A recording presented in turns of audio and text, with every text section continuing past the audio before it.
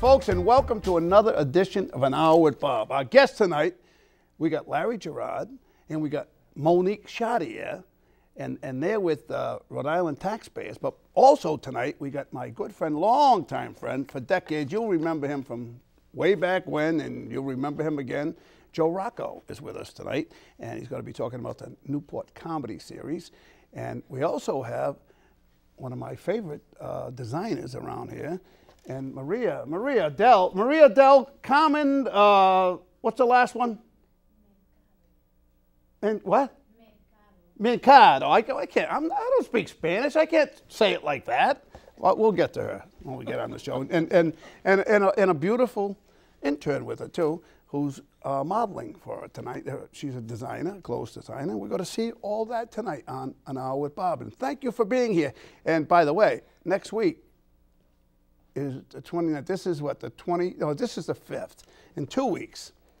No, it ain't. It's 4 weeks. Something like that. Anyway, the 29th of this month, 3.5 weeks away, there I am, is the anniversary of me being on television. Can you imagine that? Or me being on television with my own show. I did other people's shows before that, but it'll be May 29th, 1992, I started this show and Bob's Big Adventure. So, without further ado, let me say hi to Larry. How you doing, Larry? How you doing? Nice to see you. Nice to see you. Larry Girouard and Monuque Chartier. Is that how you pronounce it? Chartier. Yes. I had a shortstop, one of the best shortstops I ever had. I coached Little League Baseball, Senior League Baseball for decades. And this kid had a cannon for an arm. And Mark Chartier, Mark was his brother. He played third base. Scott Chartier was my shortstop. Mark was my third baseman. And Scott was an unbelievable athlete. No relation? No, apparently not. He had one of the best arms I ever seen and play shortstop in any level of baseball. Anyway, Rhode Island taxpayers, right? Right. And now you represent them as what?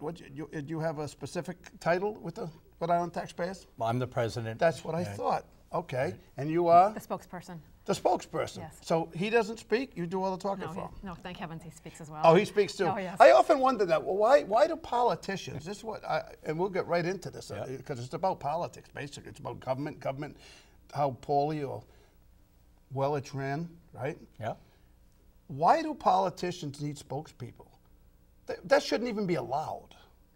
Well, if you're a politician, if you're an office holder, you should have to answer to the people. You should have to get in front of the press and answer questions. Why do every one of them has a spokesperson now? I don't understand that. Well, spokespeople sometimes get into a lot more of the detail because sometimes the president doesn't know all the details. So somebody like Monuque really delves in and peels away the onion. I don't mean her. No, I mean politicians. Oh, I don't know. That's a good question. That's what. No, I'm not. Nothing. Absolutely the opposite. I'm talking about politicians. Why do politicians, office holders who are supposed to be at our every whim, supposed to be available to us. No, I didn't mean anything at all towards a spokesperson in businesses and, and organizations.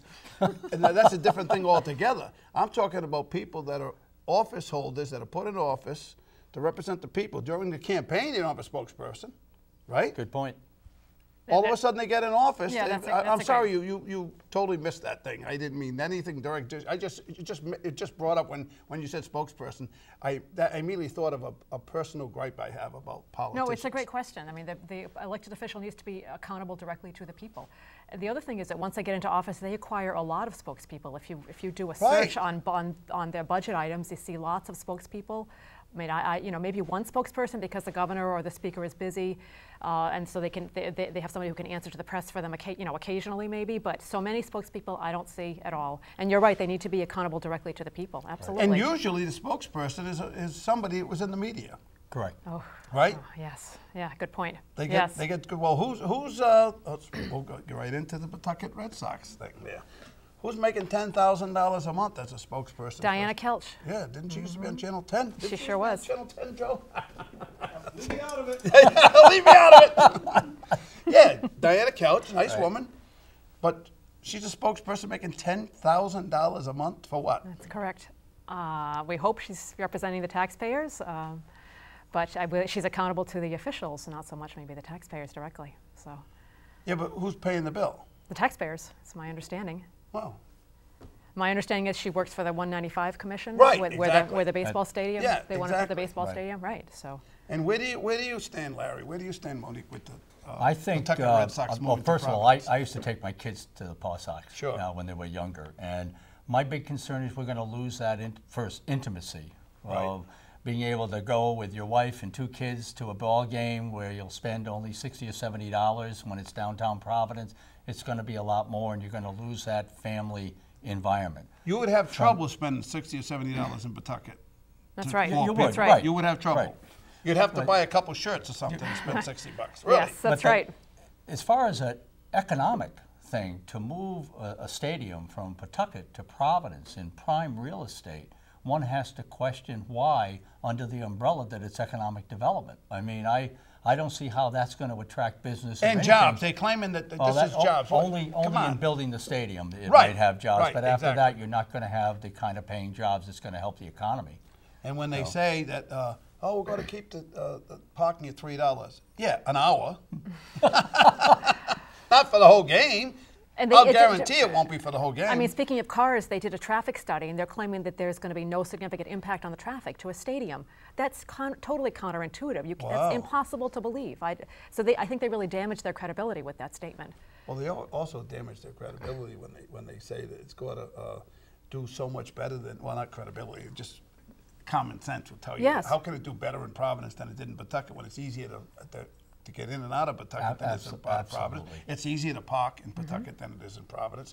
And when they use the Times as in saying that the last couple of years the attendance are down to 7th in the league. Well, there's a couple good reasons for that.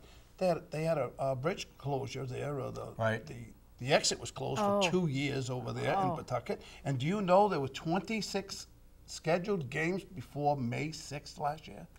That seems Talk like a about lot. a little cold Yeah. to play baseball. 26 home games they had scheduled at McCoy Stadium before May. I think it was May 6th or May 8th. So that's got to affect attendance. Before that, do you know they were always in the top tier of attendance for Yes, decades? that's they right. were. In fact, I think they hold either the all-time record or one of the top 3 all-time records for largest attendance game for a minor league game. Yes, I had seen that, yes. The other problem with putting it in Providence is that it's very much a seasonal. Right. So how? What are you gaining? What are they going to do there? Are going to use it for concerts? Don't we have a civic center that's underutilized? Absolutely right. Right? We have a convention center that's already underutilized. Exactly right. That's exactly right. So the argument that it's good for economic development is counterintuitive. Well, and they want to charge the taxpayers $4 million a year for 30 years for the privilege of having it down there, which makes no sense Absolutely at all. no sense. So I buy a don't get business it. and put it in Rhode Island, and you're going to pay me to put it in Rhode Island? Right, and we're going to It's waive. already there? Right. And we're going to waive your property taxes, and we're so they want the land for free, and they want the property taxes waived, and they want like $120 million over the course of the stadium. $4 million a year is what they want, as you said. Did I read somewhere that they're building 3 minor league stadiums around the country? And one is in the most expensive real estate market in the country, San Francisco.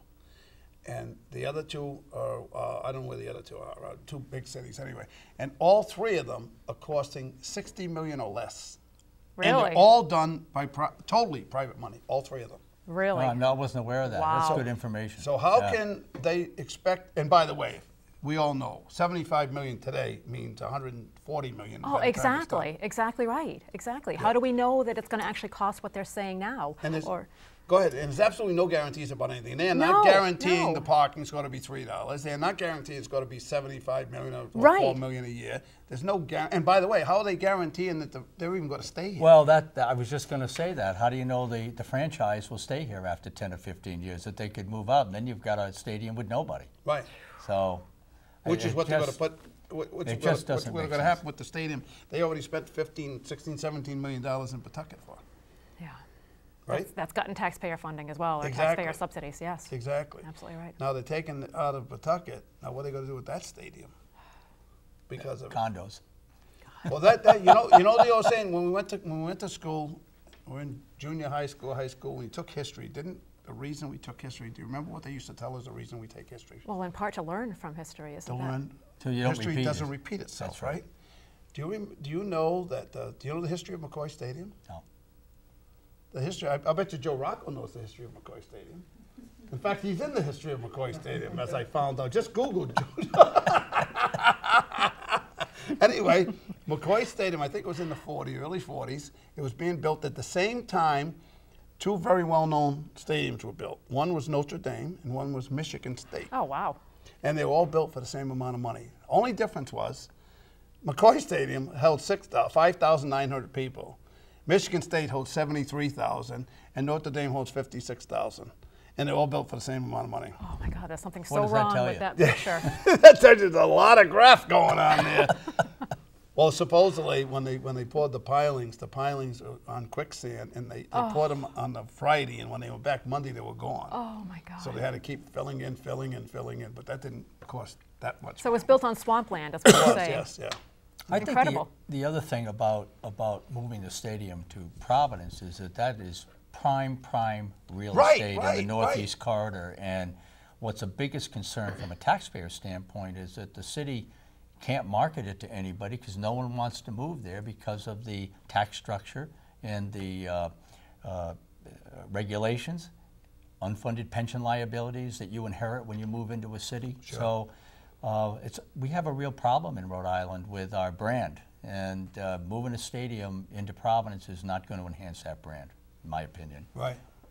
And to get off the stadium thing, but to hit on the subject, how do you change the mindset and the problem? It's not more than the mindset. How do you change that problem? I want to read you one quote that the governor in her inaugural address stated, which kind of encapsulates everything. She said, "We've been 49th among states where companies want to do business. Right. And we're dead last in helping entrepreneurs." So if you don't begin to look at the data that supports that poor brand and start to manage to the data and start to improve the data, improve the state of Rhode Island in a measurable way that changes the brand, you're never going to have businesses invest in Rhode Island. They're just not going to come. Right. And my concern is that leadership doesn't have the courage to make the kind of decisions necessary in order to change the brand and make it more robust. Well, my question is, can they? Can they? Well, I think they can. They can if they have the courage to do so, right? But they had the thing called the legislature that can go against them very easily. Well, and has the power. Well, the legislature is going to have to make some of those decisions. Let's get force it on them. You mean? Pardon? You mean force it to them? Well, put it out to them and say, hey, almost dare them to reject it? The legislature could do a line item veto in a heartbeat if they wanted to do it. Explain to people what the line item veto means that the governor has a budget, right?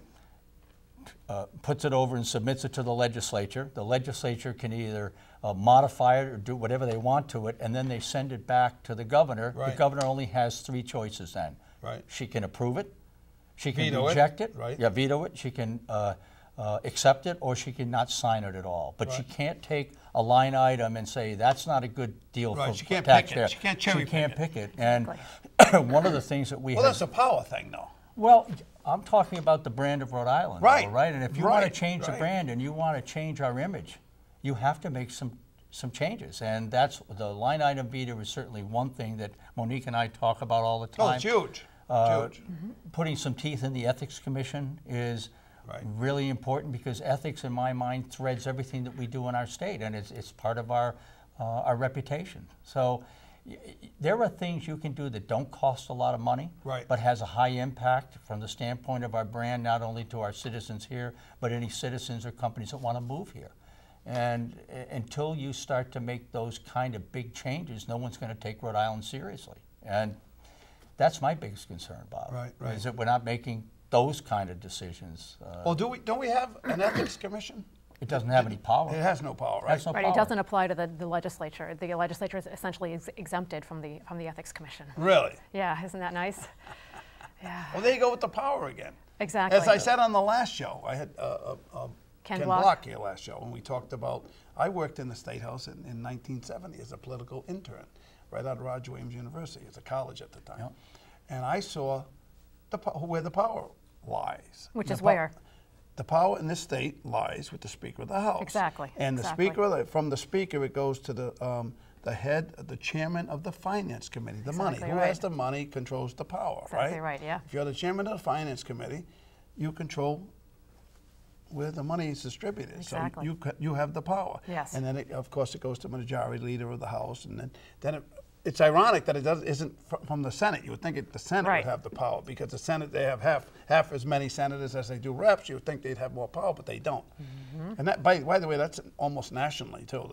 The Speaker of the House has more power than the Senate. Here's the catch-22.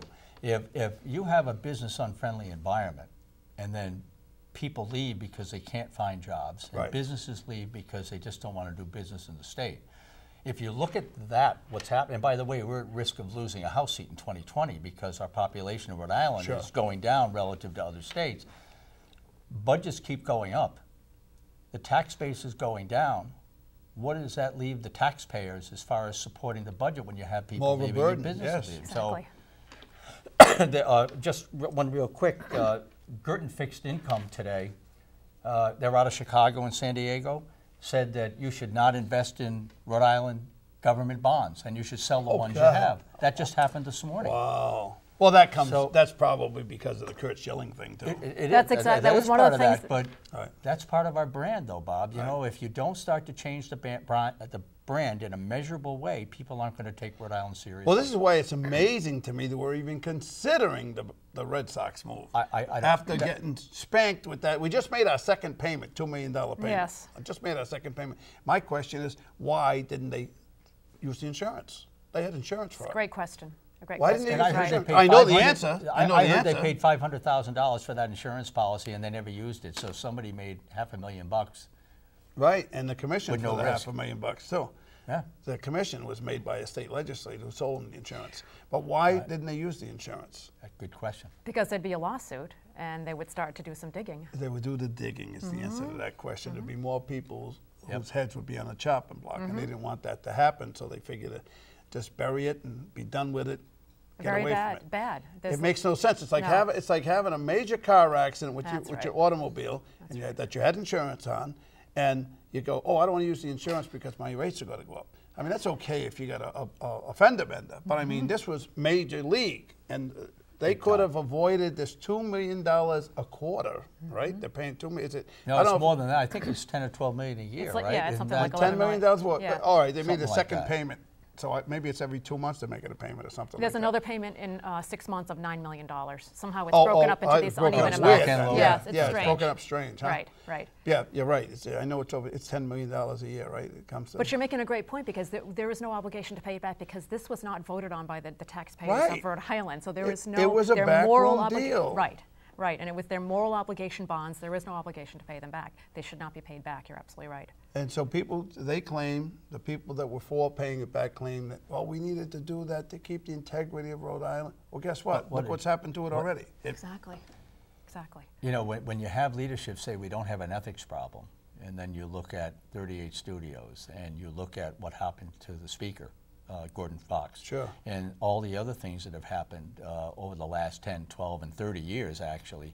If you go back to 1986, the brand is well earned, and the ethics brand of our state. And how do you change that unless you start making some big decisions like the Ethics Commission and putting some teeth into it? And leadership could do that right away if they had the mettle to do it. Well, they're not going to do it. Why would they do it? Well, if they had an ethics commission, wouldn't the speaker be in trouble already?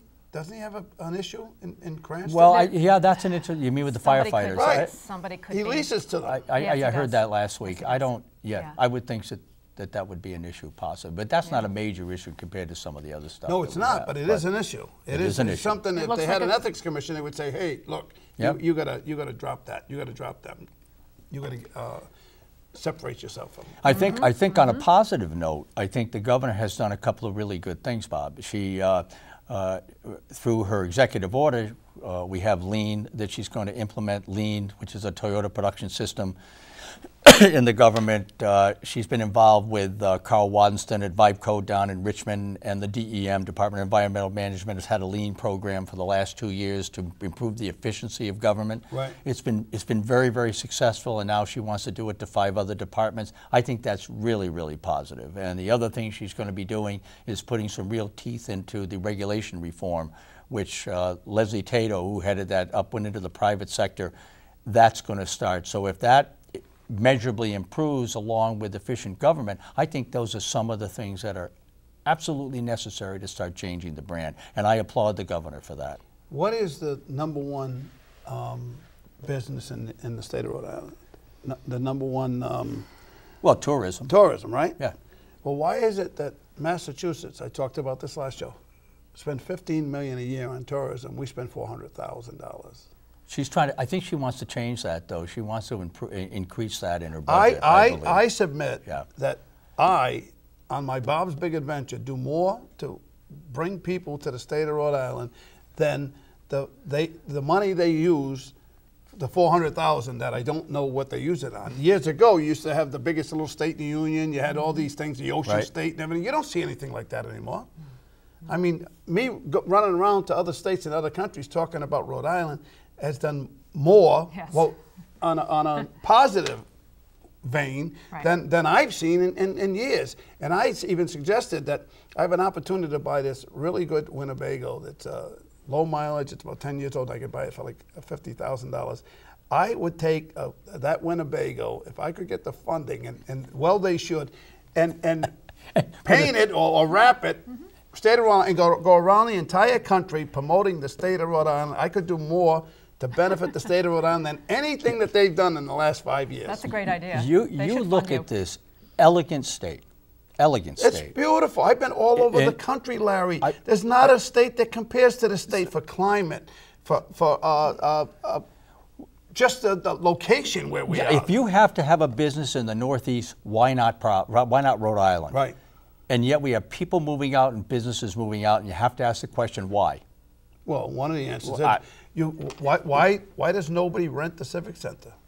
Because it costs too much to rent the Civic Center. I've had over the years, I've had promoters on the show telling me that they'd rather go to Worcester, I'd rather go to Boston. It's cheaper because you go We're to not Providence, competitive. The unions price them right out of the market. Right. Oh, my They got to God. have 9 electricians and 15 Yeah. of these guys and 27 of those guys before you can even do anything. And you got to have so many detailed cops and detailed firemen. And what's a fireman's job in the Civic Center? Why do they have them? To call the fire department. That's his job. Well, now you get cell phones. You don't need that. We have a flawed business model in Rhode Island, and none of our leaders seem to want to address it. I think the governor would like to address it, but she's limited to what she can do. Right. I thought the budget was somewhat neutral as far because they had the Medicaid. She did some good things in the budget on Medicaid, but then you got the Taylor Swift tax and you've got a tax on insurance premium. That kind of balances. So now you're left to the legislature to do something big that somebody sits back and says, whoa, Rhode Island's serious about changing. Yeah. I don't see it. They just I added don't see a it. penny to the gas tax. You know that, right? Well, they It's automatic. need money. It's an automatic. Yeah. It's an automatic. If there's a need for money, or what am I thinking of? If they have a inflation rate, if the inflation rate goes up, they raise the. It's an automatic that Right. gets the It shouldn't gas be that tax way. get raised. Shouldn't So be where do that way. people go that live on the bordering towns? They go to Masterbuy course. gas, well, not Connecticut, it's Connecticut's higher, but they go to Massachusetts. to get Absolutely, gas. absolutely. It's crazy. Yes. It's crazy. If the legislature was serious Yep. about changing the brand of Rhode Island, one of the things they would do is focus on only bills that had an impact on the brand. And not all, they have over 2,000 bills that go through the House Some of and the the Senate. stupidest. Look at last year. They spent Well- all the time, and they spent it with at 3 o'clock in the morning talking about gay marriage. I mean, okay, it's an issue. It's a good issue, whatever. But come on, how about did they spend that amount of time on something that's important to everybody? Well, that's Right, my exactly, point is that exactly. if you look at Rhode Island's reality of 49th in business friendliness, as the governor put out, if we don't attract businesses to the state of Rhode Island, we will never, ever have a healthy economy. Right. You can't do it on tourism. The salaries for those kind They're of jobs very aren't low. high enough Right, to drive to support the economy. And kids graduate from college here, they got to move. well, my kids all moved. Oh my God, it's brutal. My Yeah. kids all moved. So the House could streamline and have economic impact studies on the bills that they submit, saying these 40 bills are the ones we're going to focus on in this session, and let's hold all the other stuff for 1 year or 2 years and focus on the things that are going to make Rhode Island attractive again. Economic bills, not economic social impact. bills, not economic bills. Bills that affect everybody and affect the tax base, and affect everybody in the pocket. Put the social bills, giving licenses to illegals, whatever, all these other bills. Put them on the back burner and let's at least for 1 or 2 years, and let's turn the economy around and then go back on that. Then you can deal with them when you're in a position to deal with them, like you would do in your household. Like you would do in your household, right? Focus on the important stuff. Exactly. So where do you think, you said the governor, you already said it, what the governor you think is trying anyway? Well, I think in some ways she is. I mean, the two things, the lean in government is really good. The regulation she's working on is really good. I mean, she can do just so much. The legislature is where the power is. And so the legislature is going to have to come up with some really big decisions, and I just don't see the passion coming out of leadership to do it. And the taxpayers are the ones that are sitting here going, well, man, if we don't turn the state around, people are going to keep leaving. Our taxes are going to keep going up. To your point, they raised a penny in the gas. It's a penny here. It's 5 cents here. It's $1 here. And it's like that boiling frog syndrome. You turn up the heat a little bit more, and you just sit there and you take it, and you take it, and you take it. But it's not getting the state. We're not moving the state forward. No, it's not going to get any better. Excuse me. So the last word. Give me the last word. What would you do? The first thing you're saying is the line item veto. Is that what you think? I think the line item veto is one. I think put teeth in the Ethics Commission and look at the data that's before you, the national data of how we compare to other states from a competitive standpoint, and start to manage to that data the same way a company would manage to the data if they had that report card. They would say, we've got to change this and this, and this, because if we don't bring up our ratings here, we're never going to attract business. And if you don't have business, you're not going to have jobs. And if you don't have jobs, the economy has no foundation. And what makes no sense is here we are right next to Massachusetts, who has, well, they're in the top 3 in the country as far as growing business, lowest and one of the top educational, K-12 educational systems in the country also. Oh, we got rid of the best person for education. Oh my God, what a mistake that was. God, it's brutal. Now you don't want the kid. That's why our kids are so dumbed down in this state, in this country. Nobody gets homework anymore. My little Johnny's got homework. He doesn't have time to go out and play. I mean, if I were leadership, I would look at what Massachusetts has done and just copy that. You don't have to recreate the wheel. That's right. That's my point. Our unemployment rate is depends on who you talk to, 8, 9, 10, 11%. Theirs is 5.6. Something's wrong and something's right. You're not doing it right. They're doing it right. Like you said, let's emulate them. Yeah, yep, yeah. Absolutely. You don't have to, like you said, recreate the wheel or reinvent the wheel. All right, Larry, I got to let you guys go. Thank you so much, Bob. Thank you for stopping by, and I hope to see you again, and hopefully we'll make something happen in this state in this year. Good, session. I hope so. Let's see it. All right, let's do it. We got a clip. Joe Rocco's clip, because Joe Rocco's on his way up here. We're going to have a clip of, I think we got a comedian. Now, Joe Rocco brings a lot of thousands and thousands of people into the state with his Newport comedy series he's done over the years. And now, this year, things have changed because they're no longer in the yachting center. Oh. They don't have that, so he had to find a new home for the comedy series. And that's what we're going to talk about tonight, right, Joe? You got it. You're right. All right, give me a clip. You got that clip? We'll be right back. Acre upon acre of corn, almond trees, pomegranates, tomatoes, grapes, and what makes them all possible, water. Where do you get water in a drought? You take it out of the savings account, groundwater. We're talking about surface water, we're talking about lakes and rivers, okay? When we're talking about groundwater, we're really talking about water below the water table. Jay Famiglietti, an earth sciences professor at the University of California, Irvine, is a leading expert on groundwater. It's like a sponge. It's like an underground sponge. He's talking about the aquifers where groundwater is stored, layers of soil and rock, as he showed us in this simple graphic, that are saturated with water and can be drilled into, like the 3 wells shown here. You can actually pump it out of the crevices. Imagine like trying to put a straw into a sponge. You can actually suck water out of a sponge. It's a very similar process. Sucking the water out of those aquifers is big business these days in the Central Valley. Well driller Steve Arthur is a very busy man.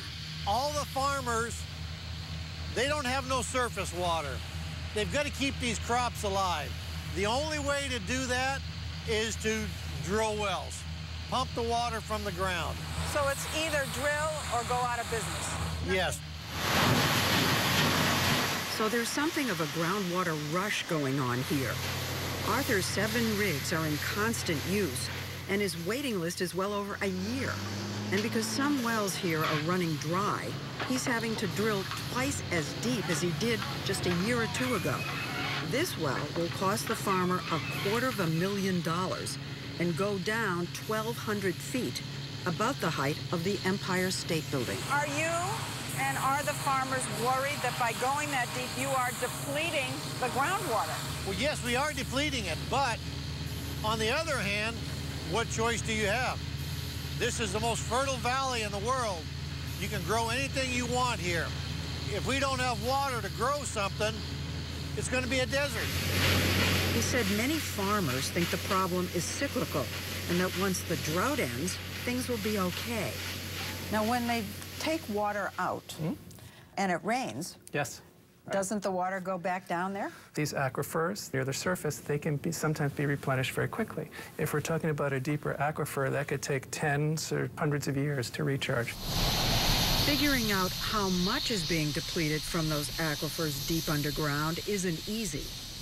Hydrologist Claudia... Well, here we are. We're back on An Hour with Bob, and I bring back my good friend Joe Rocco. We want to talk about his 15th year at the not the Newport Yachting Center this year, but it's still in Newport, huh? There are changes the happening. Newport comedy series. That is correct. But I have an important question for you first. When did you put Leslie Stahl on your staff? Well, yeah, I had she went down. She had a contractual issue with CBS, so I got her for small change. Very kind of her to participate in An Hour with Bob. An Hour with Bob. Is that what it's still called? An Hour with Bob? It's still called An Hour with Bob. Congratulations on 23 years coming up. 23 years. It's amazing.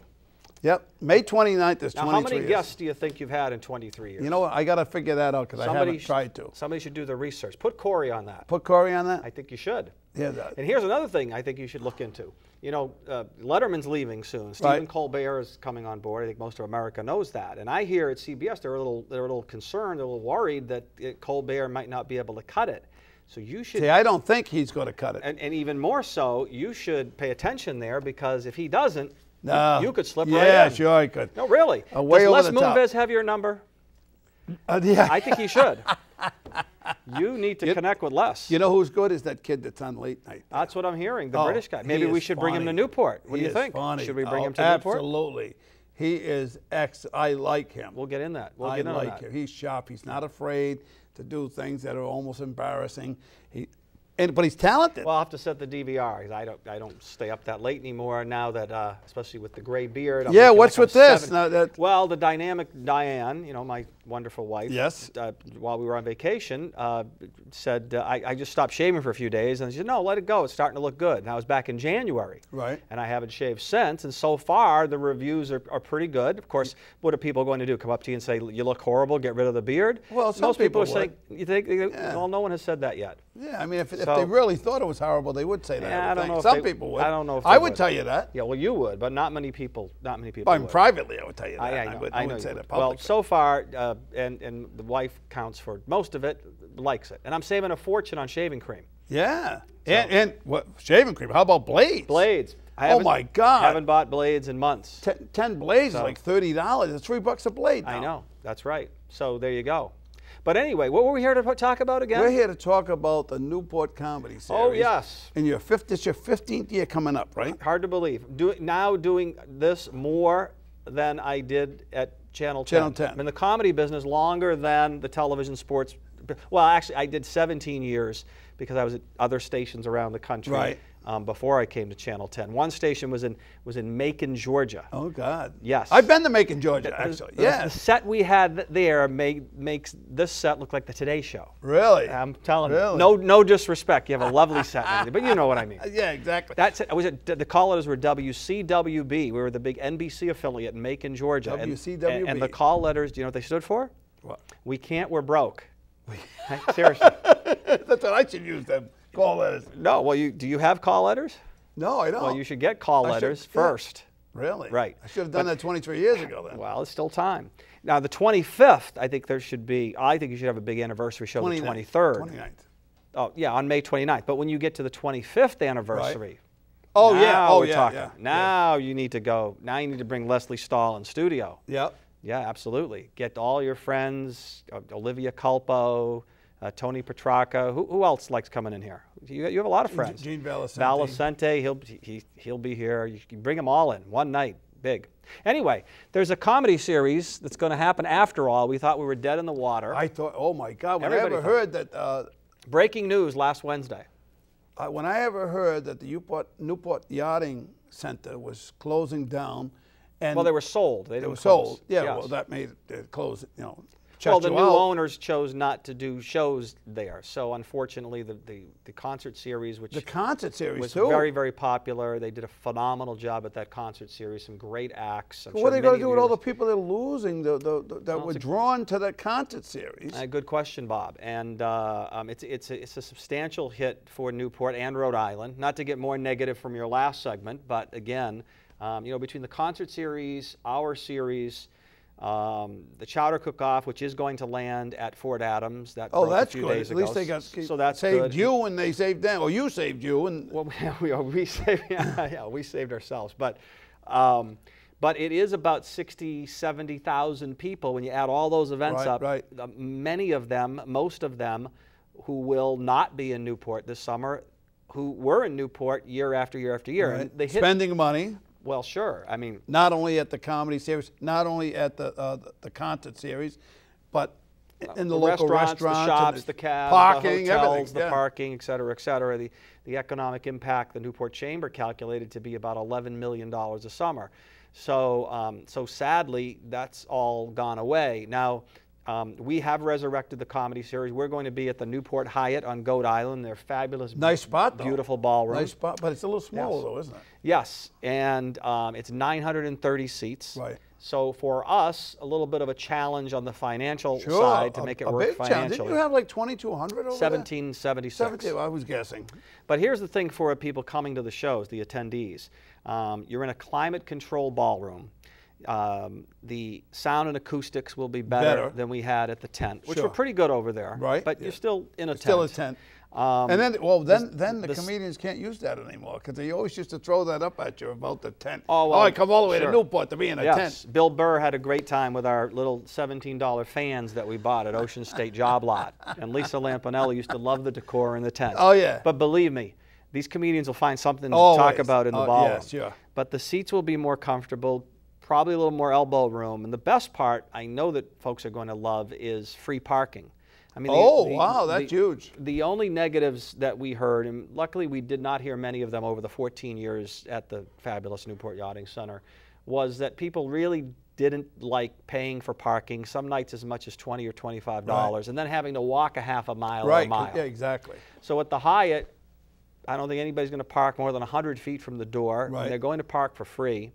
And it's a beautiful hotel. And I have to give credit, the guys, the general manager of the Hyatt, Bob Lacasse, who I haven't even met yet, and the director of banquet services is Alex Ruggieri. Those guys wanted this series. They wanted to help save this series. They found reasons to save the series. Now, don't get me wrong, this will be great for their hotel because we're going to go all the way into November. We're going to start the end of July. Good. Yeah.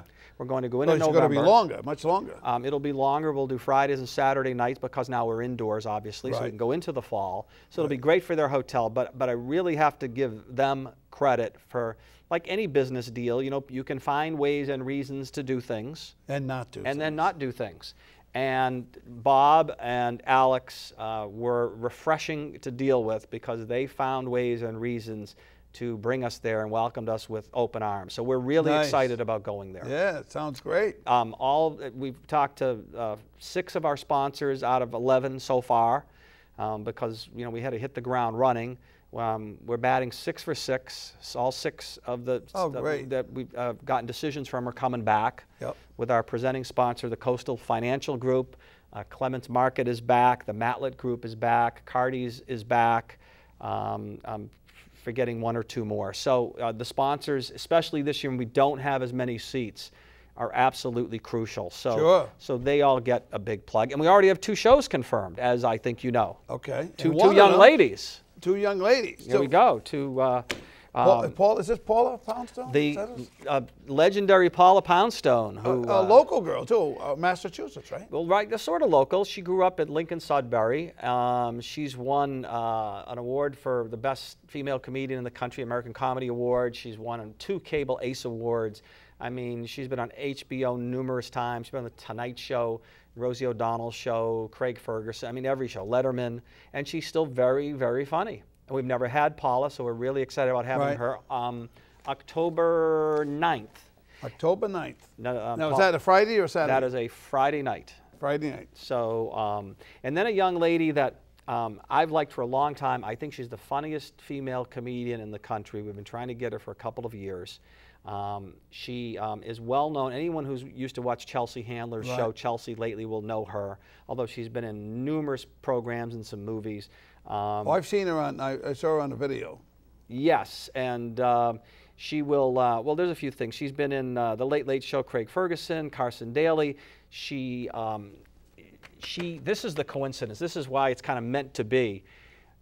Natasha Leggero is who we're talking about. Maybe you want to hold her up. I know we're going to see a clip of her soon, but Natasha is going to star in her own sitcom on Comedy Central that debuts June 23rd. It's called American Period. And coincidentally, that sitcom takes place in, take a guess. Not Rhode Island. Newport, Rhode Island. Cut it out. So, oh, that's great. And so it was just meant to be that finally, after a few years of trying to get her, we have Natasha. We're not superstitious. Friday the 13th of November.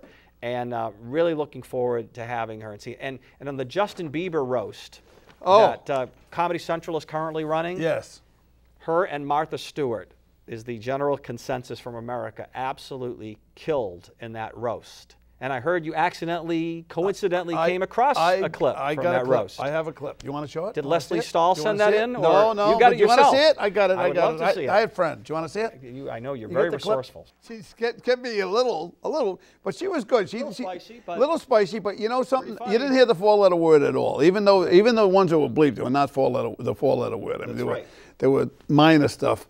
One was a little more than minor, but there was you didn't hear the F-bomb and that whole thing. You've been down to dozens of our shows over the past 14 years. The super really talented comedians don't have to rely on the 4-letter words and the toilet jokes and the fart jokes. Right. You know what I mean? I mean, if you like that, that's fine, and we have some of those comedians because we try to present someone for everyone. Right. But in my personal opinion, you don't need that, and Natasha is another good example, and you just got a glimpse of why, again, comedy's subjective, but in my opinion, I think she's with all due respect to the Lisa Lampanellis and the Chelsea Handlers, the Sarah Silvermans of the world, I think Natasha is the funniest female comedian in the country, and we're thrilled to have her.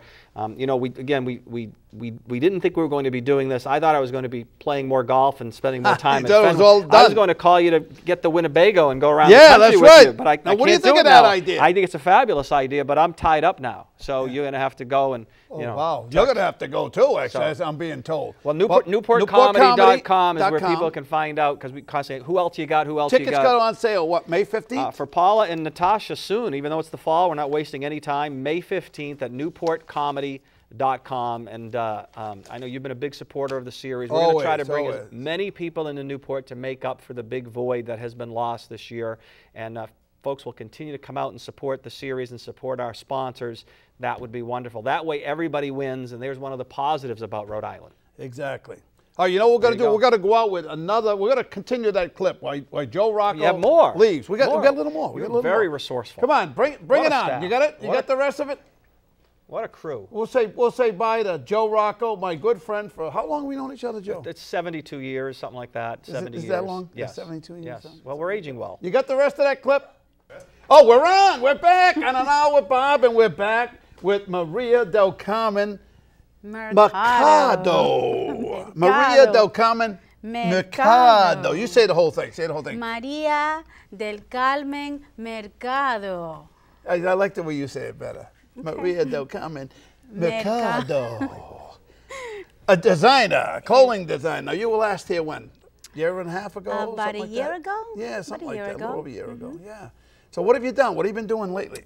Oh my goodness, a lot of things. Okay. I have another fashion show coming up in June. June what? June 19th. June 19th. Where is it? It's going to be in Celebrity Lounge. Celebrity Lounge in Providence. Providence, Rhode Island. Richmond Street, isn't Richmond Street, 71 Richmond Street. 71 Richmond Street in Providence on the 19th of June? Of June. Mm-hmm. What night is that? That is going to be a Friday night. Friday night. Mm-hmm. Okay. It's going to be from 7:30 to 9:30. Okay. We can't tell prices, but you can tell that you can get tickets where?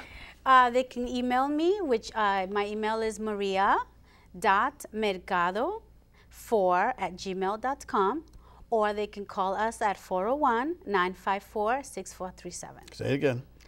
401-954-6437. And again, the email address is? The email is maria.mercado. Mercado, yeah. MERCADO. C-A-D-O. 4@gmail.com. Okay. And up until the date, they can get tickets up until that they date? could even pay at the door as well. Okay. But what time is it? 7:30 to 9:30? 7:30 to 9:30. 7:30 to 9:30 on the 19th of June. Folks, on Richmond Street, 79 Richmond Street? 71. 71 Richmond Street in Providence, Rhode Island. Now, Richmond Street is over behind the courthouse there, right? Yep, and it's behind the PPAC. Behind PPAC? Yeah, right behind PPAC. I know exactly where it is. Yes. Yeah. 100 years ago, that was a bushwhacker over there. Okay. All right. Anyway, who do we have with us? We have this beautiful young lady with us, Amanda Grace. Amanda Grace. Amanda Grace from Peabody, Massachusetts. Senior at Johnson & Wales University, majoring in fashion. Yes. How's that, huh? She's wearing actually one of my pieces that's going to be in the fashion show. You made that? Yes, I did. You did? Yes, indeed. Oh, that's pretty neat. Now explain, what is that, lace? This is lace.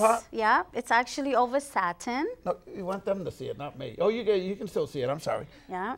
Lace over satin. Yeah. This specific fashion show is inspired by feelings. Feelings? Which is called, emociones escondidas. In English, it translates to hidden emotions. Hidden emotion. This particular piece is the piece of shame.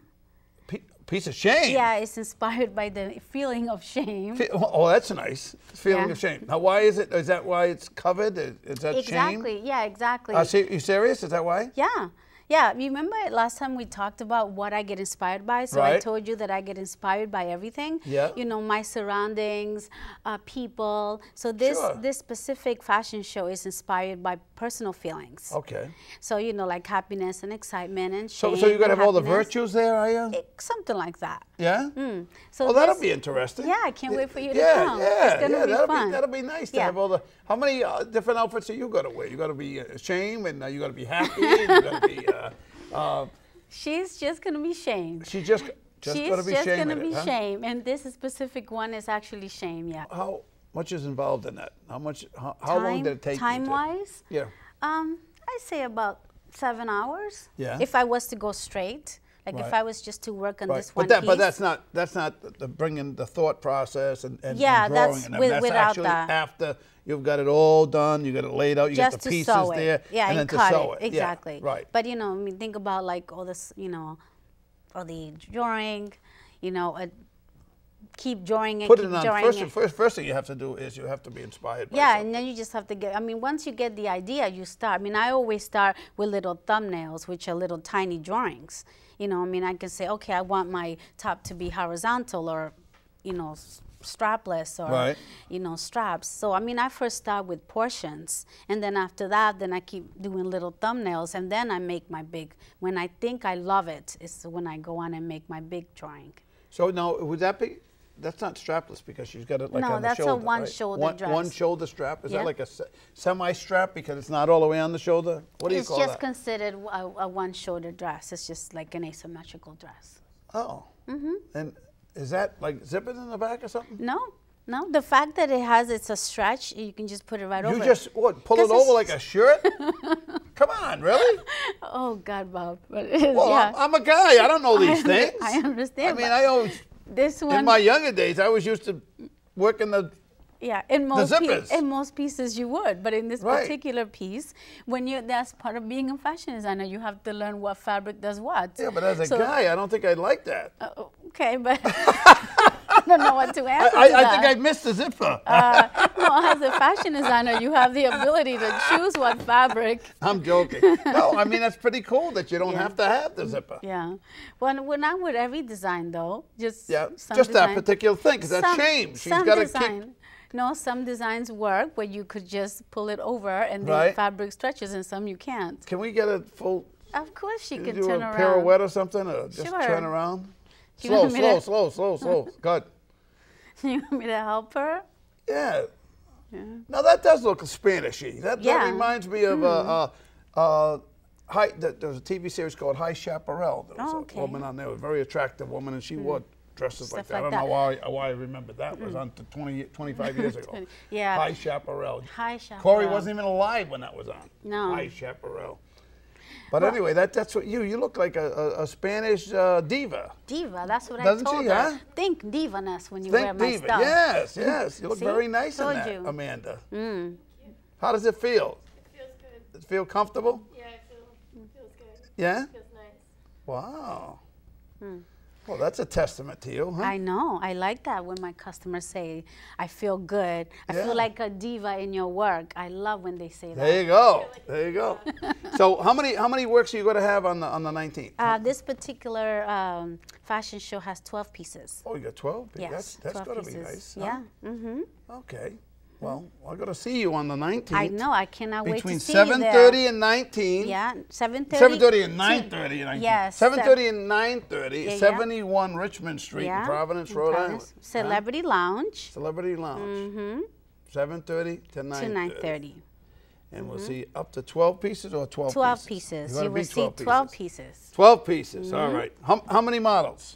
I have 12. Actually, I'm thinking of models? either 12 models or 6 models. 6 models. Depends. Sometimes. You can't use 5 because I can't use 5. But sometimes, you know what happens to me? 3, 6, or 12. Sometimes I have so many models. Wow. So sometimes I have to edit, and then it's really hard because you don't want to let them model down. an outfit for you. You know, I have a whole set of scarves for men. You never know. See? I do male scarves now, you know. How's that, huh? Yeah, people really like my male scarves. Really? All right, well, we're going to see you on the 19th. Between 7:30 and 9:30, folks. 71 Richmond Street, Providence, Rhode Island. Fashion show. Fashion show. It is a fashion show. Your fashion show. My fashion Maria! Maria! Maria. Maria del Carmen Mercado. I'm afraid to say it the Spanish way, so I don't say it at all. You always say it nicely, though. Every time I come in here, you say it nicely. Well, I'll see you on the 19th. Yes, I'm expecting you there. Okay, remember that. Okay. June 19th. June 19th. Celebrity Lounge. Celebrity Lounge. 71 Richmond Street. I got it. Okay, 7:30 as long as Amanda's there. I want to see Amanda Grace there. Amanda will be there. I want to see Amanda Grace there. Yeah, and 11 other pieces will and be 11 there. 11 other pieces will be there. Will be there. It's a heck of a thing the way you said that. I mean, that doesn't work. Yes, it does. What do you mean? We'll see you on the 19th, folks. And thank you for spending an hour with Bob. Thank you.